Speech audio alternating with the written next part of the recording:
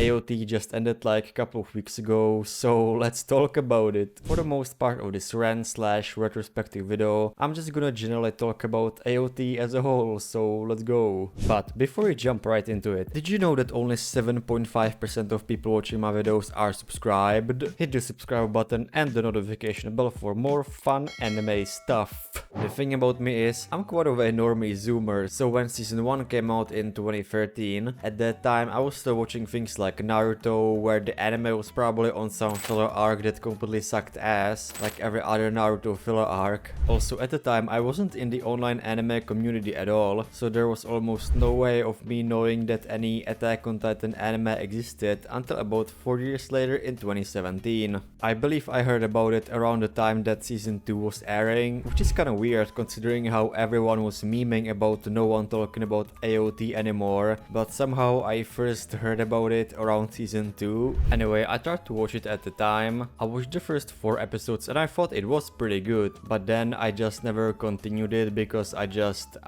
forgot about it. This is definitely my personal problem and my memory is the only thing to blame here. I either don't remember to continue a show or at least don't remember where I left off exactly, so that's why I use sites like Mal to help me bookmark all of the anime and episodes I'm onto. Fast forwards to 2020 and the release of the first season 4 trailer. This was the time when AOT hype was at its peak. Everyone had it in their top 3 and the manga readers were pushing season 4 to be the best season of the show. We'll get into that also, by the way. That's what finally pushed me into watching it from start to finish. Anyway, season 1 overrated. I say overrated, not because it's bad, but I would say it was more so overhyped, and let me explain why. Majority of the characters didn't stand out to me at all. They were kinda just bland for the most of the start, even if they did develop later. At the time a lot of them were really whack for sure. Who this? Why should I care? Why is everyone screaming so much? Holy shit, tone it down please. Don't get me wrong, it was a still good first season, but if it takes only 4 or so episodes for this to be considered the best anime of all time for the community in 2013, then yeah, I would still personally consider the first season to be at least kinda overrated or overhyped at the time. You can also still see all of the old comments on Crunchyroll too, since they are still the most upvoted comments on the first season to this day, considering that when it aired, we knew absolutely nothing about anything, and there was this huge aura of mystery that no one really questioned or cared about just because it was super hyped. Sure, it was still a really hype show, but it never felt memorable outside of the foreshadowing. Even the community now looks at season 1 and praises it mostly for all the setups it had that were amazing, and they all paid off by the end. I do agree with this type of hype and praise much more since it feels more deserved now, but season 1 as a standalone anime, nah. Okay, now moving on to season 2. This was probably my least favorite season, still pretty good though. Just compared to the others, I just think I just liked it less. My main issue here was the way the storytelling was handled in the first half of the season. I can't be the only one who thinks that sometimes you just can't tell what is a flashback and what isn't because of how lackluster it is in the anime. I assume that this might have been better handled in the manga, because for flashbacks they always use black pages while outside of panels, so you can just tell that immediately. They didn't make that clear in the anime at all, so a lot of it just was confusing and unimmersive. They could have done the same thing what happened in Vinland Saga, where they changed the order of certain events, so it would make more sense in the anime format. If you're unaware of these changes, I definitely recommend watching my 3-part series talking about all the changes from anime to the manga of Vinland Saga season 2. I still kinda liked season 2, well, mostly for the second half. I liked a lot of the character stuff, even though the pacing was kinda meh at times. I still liked season 1 more. Season 2 had some moments that were better than most of season 1 moments, but season 1 was much more consistent and didn't feel weird at all at any point like season 2 did. The community, especially at the time, wasn't really happy about it either. Probably because of the same reasons I just listed,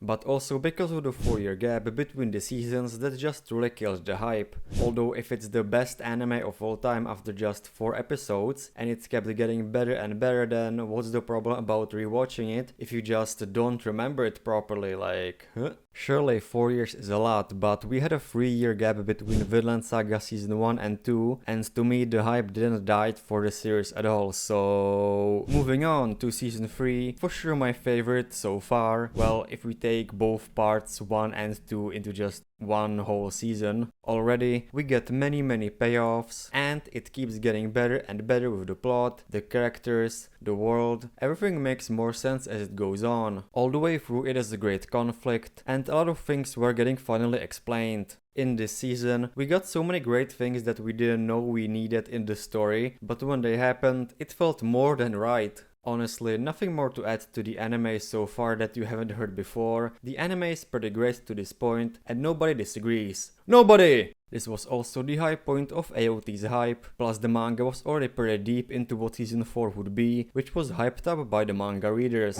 Now, moving on to the final season. Finally, being able to watch AOT weekly, you would think that I got all of that initial hype firsthand, right?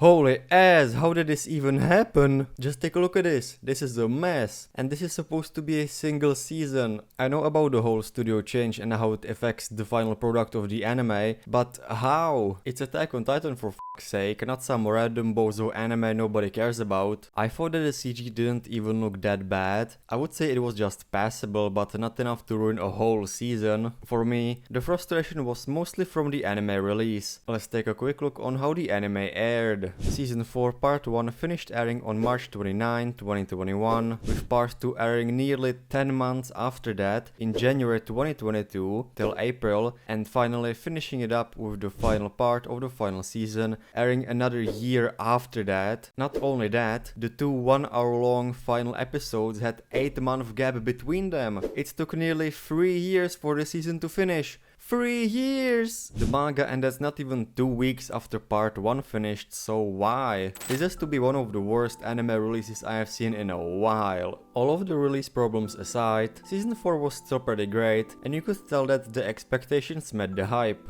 But all of that changed when the Nation of Endings attacked. Call me a monkey brain or whatever for having an opinion like this, but I thought by the end there were so many things in the story that I thought were just overdone. I was always so confused anytime they got transported to the Ymir 3 thing. I also never cared about the Founding Titan stuff at all. It took me this long to realize this, but anytime they went into the realm or anytime they ever talked about the Founding Titan stuff, I just got really bored and disinterested.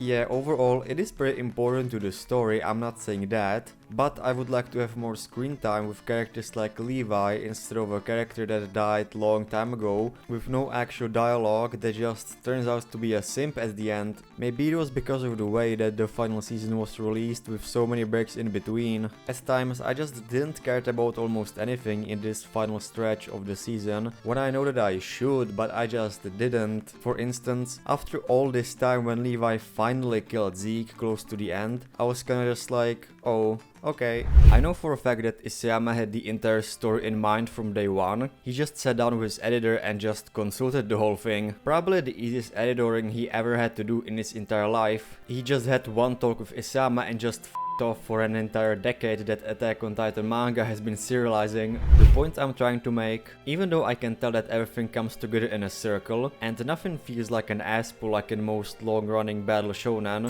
Naruto and Bleach are great examples of that. My problem with it weren't the ass pulls because they just weren't even there. I just didn't care about the stuff that was happening anymore. To me, the anime kinda just ended and that was it. I just wasn't personally satisfied, even though I can't really seem to make up a reason why right now. It just is what it is. I guess I can tell a reason why I wasn't really blown away, but just as a personal opinion and not a full-on objective criticism. I think it's mainly because of how overdone it was with, let's say, Eren. Just like I said a few moments ago, him being in this state made these last moments not so grounded, not relatable or likable to me at all. I never liked him that much for the first 3 seasons, but I did start to like him quite a bit after his change in the first half of season 4. It wasn't because of any edgy stuff, by the way. I just thought that he transformed into a well-written character, and at the time, everyone in the community agreed. That was at least for the first half of the full season, until he reveals his genocidal plans. I get that his hate was just redirected from Titans onto people who caused this, but also redirected onto innocent people as well. I mean, he did say that he was gonna kill 80% of the population to make it more balanced between them and everybody else. Although he never showed any signs of stopping, he literally just had to be killed. Everyone thought that he pulled a Lelouch, but in reality he pulled a literal Sasuke. He didn't just say that he was gonna kill everyone, he actually did it, unlike Sasuke, and to this day Sasuke gets so much shit for that, for not respecting his brother's actual wishes. Talking about Eren, I think I would enjoy the end of his character much more if they would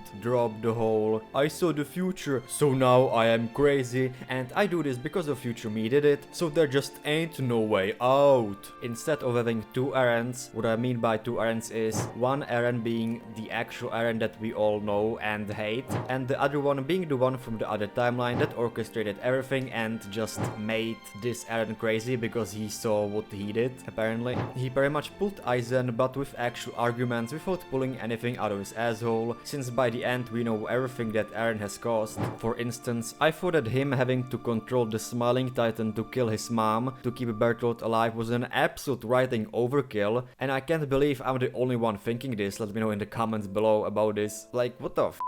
That's what I meant by the ungrounded and super unrelatable. Why do I separate Eren into two different characters, even though he still says that he did everything? I still can't see them as the same character, because to me, this current Eren appears as not a slave to freedom like everyone makes him seem to be, but a slave to Isayama, because it's literally like, oh, Eren, here's the thing that happened, and this is what's gonna happen, and there is nothing you can do about it.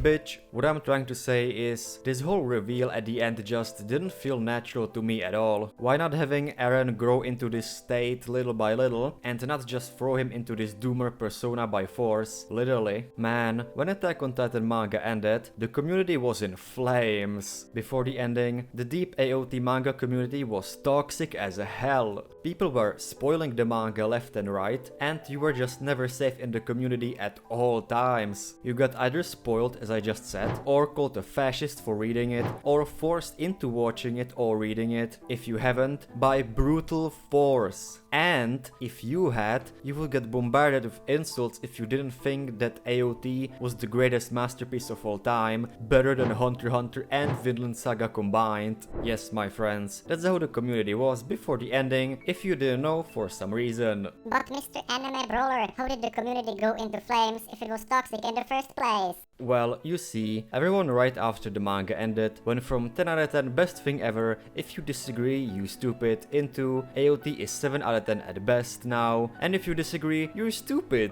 Apparently in the manga, Armin also thanked Eren for becoming a mass murderer for their sake. What?